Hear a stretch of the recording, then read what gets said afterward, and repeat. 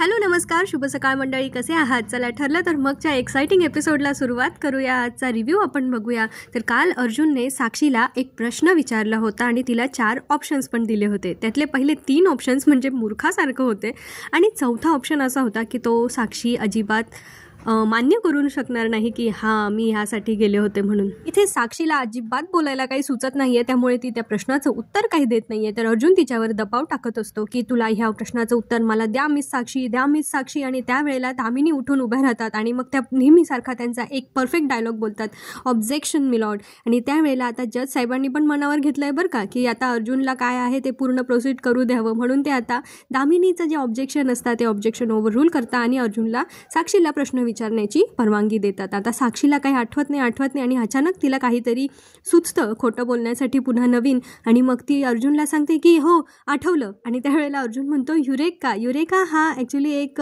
Greek word आहे जो आपण जेव्हा उत्साही असतो आणि एखादी गोष्ट अचानक आठवल्यावर आपण म्हणतो ना ए आठवलं, त्या टाईपमध्ये अर्जुन इथे म्हणतो युरेका. आता साक्षीने पुन्हा नवीन काय स्टोरी रचली आहे आपण बघूया.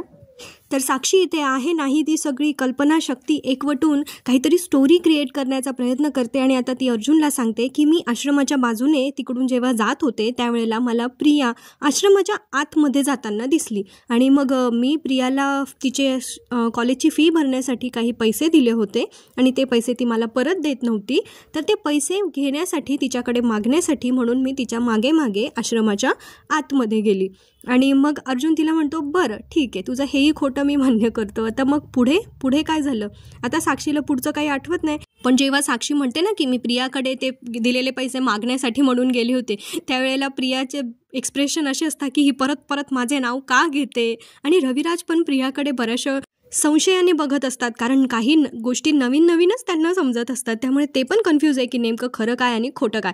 आता इथे तिने सांगते साक्षी की मी फक्त तिच्याकडे पैसे मागितले आणि आमच्यात वादावादी झाली, तिने पैसे नाही दिले म्हणून, आणि नंतर मी गाडीने सहज घरी निघून गेले.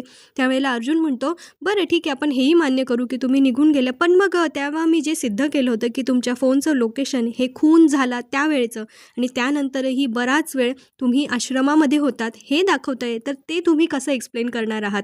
आता त्यावेळेला सगळे लोक मग अर्जुनच्या बाजूने असतात की हां आता अर्जुनने साक्षीला कसं ट्रॅप केलं आहे आणि आता याच्यावर साक्षी काय उत्तर देणार. त्यासाठी त्यांनी आपली म्युझिक लावून थोडीशी उत्कंठा वाढवलेली आहे. आता साक्षीला परत काहीतरी सुचतं, बाप रे खोटारडेपणात चांगली PhD केली आहे साक्षीने. आता पुढे ती सांगत असते की काय झालं ते आमच्या दोघींमध्ये वाद झाले ना, त्यानंतर मग मी खूप चिडले होते प्रियावर, सो मी तिथून तडक निघाले, गाडीत बसले आणि घरी गेले. त्यानंतर माझी पर्स तिथेच राहिली होती आश्रमामध्ये आणि माझ्या पर्समध्ये माझा मोबाईल होता, त्यामुळे कदाचित ते लोकेशन तसं दाखवत असेल. आधी तर साक्षी नाहीच म्हणत असते की नाही मी खून झाला त्यावेळेला नव्हते तिथे, मी त्या दिवशी गेले होते आश्रमामध्ये ते पैसे घेण्यासाठी, पण ज्यावेळेला खून झाला त्यावेळेला मी तिथे हजर नव्हते. आणि आता प्रिया इकडे जाम कन्फ्यूज आहे की ही साक्षी डोक्यावर पडल्यासारखी एकावर एक काहीतरी खोटं बोलते आणि तिचा खोट्याचा सापळा ती स्वतःसाठीच रचते. दामिनी मात्र इथे पुरत्या हताश झालेल्या आहे, कारण आता त्यांनी एकच ठरवलं होतं की काहीही झालं तरी शेवटी सगळा ब्लेम जो आहे तो प्रियावर टाकून मोकळं व्हायचं. त्यामुळे आता ह्या बाकीच्या गोष्टींमध्ये त्या जास्त आर्ग्युमेंट काही करत नाही आहे, कारण अर्जुनकडे सगळे ठोस पुरावे आहेत, तो काहीही बिनाबुडाचे आरोप करत नाही आहे. प्रिया इथे जाम टेन्शनमध्ये आहे की आता तिचं पुढे काय होणार. आणि अर्जुनने आता साक्षीला प्रश्न विचारून मात्र भांडवून सोडलेला आहे.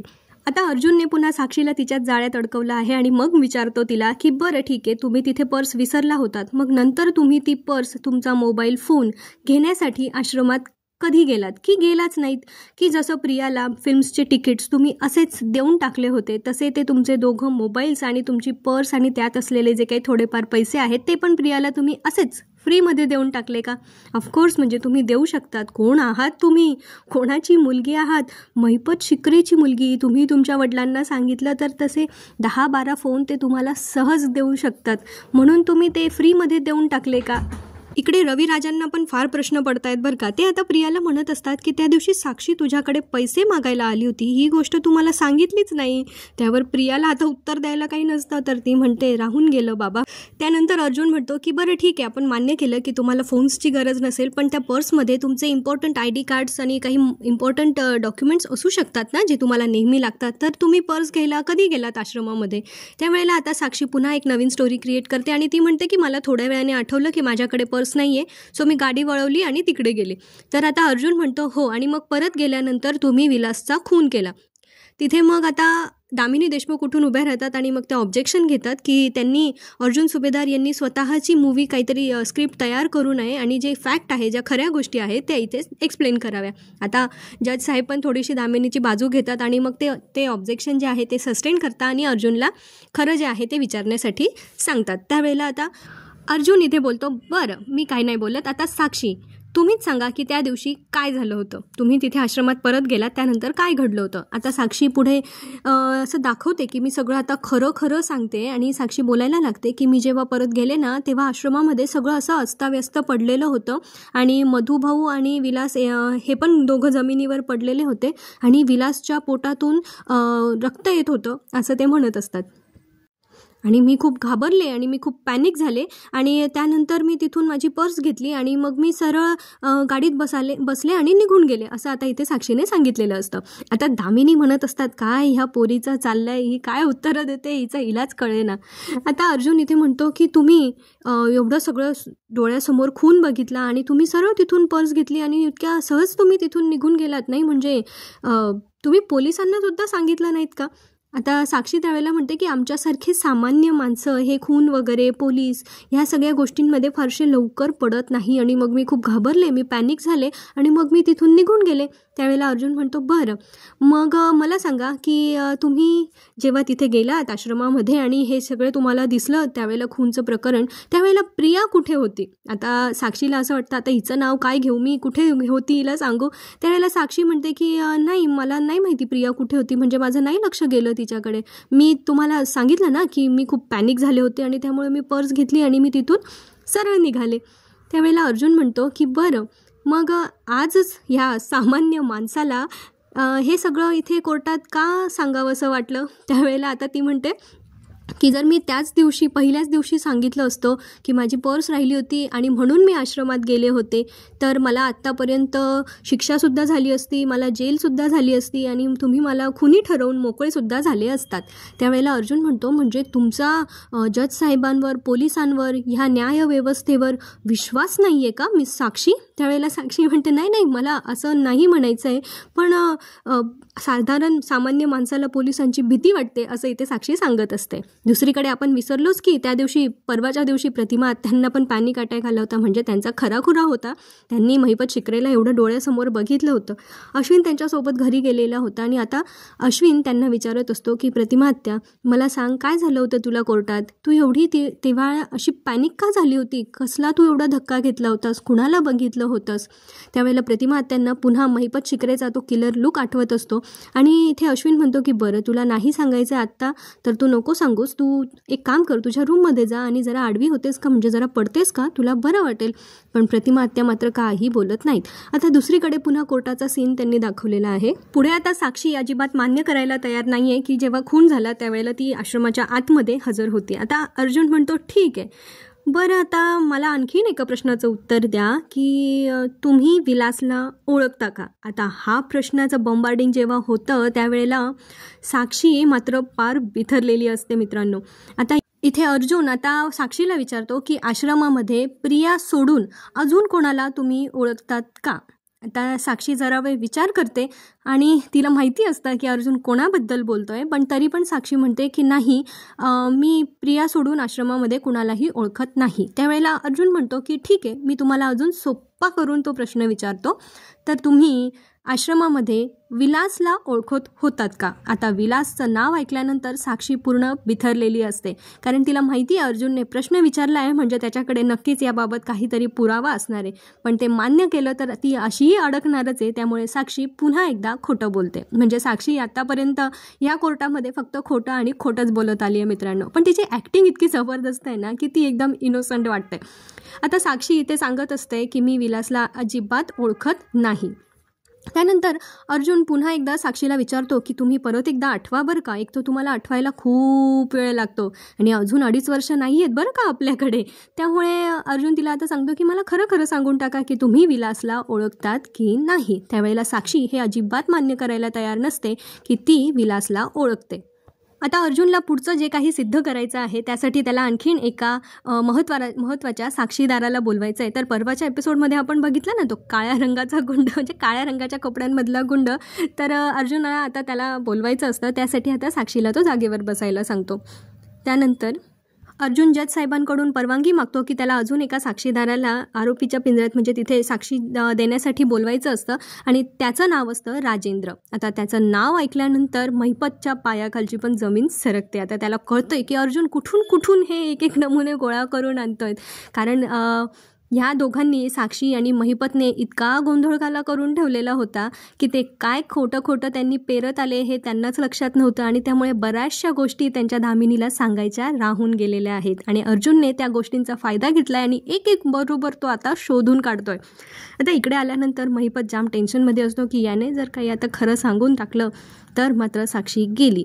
आता इथे राजेंद्रला अर्जुन प्रश्न विचारतो की तुम्ही कोण आहात, तुम्ही कुठे काम करतात. त्यावेळेला तो सांगतो की मी राजेंद्र आणि मी साक्षी एस कन्स्ट्रक्शन या कंपनीमध्ये काम करतो.